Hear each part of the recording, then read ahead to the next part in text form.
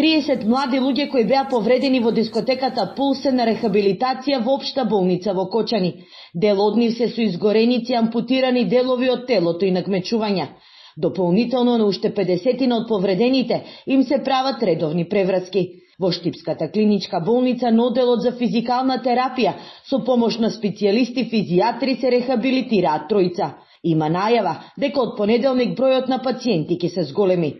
Во меѓувреме специјалисти и медицински сестри од Штипската и Кочанската болница ја завршија неколкунеделната обука организирана од страна на Англиската организација за ургентна медицина. Сертифициран тим од доктори специјализирани за тренинг рехабилитација на пациенти со изгореници.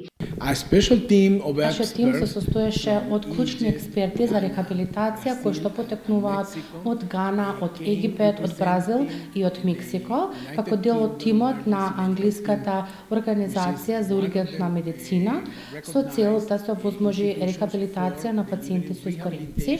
Тимот кој што е единствен и сертифициран на светско ниво за да обезбеди тренинг и рехабилитација токму кај вакви пациенти. По ова здравствените работници ќе бидат обучени соодветно да ги практикуваат протоколите за лекување од изгореници. Со ова се овозможува повредените да не патуваат до болниците во Скопје, туку целата здравствена нега да ја добиваат во Штипската и Кочанската болница.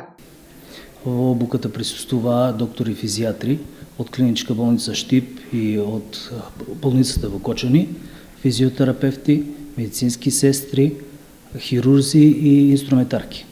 Обуката беше интензивна.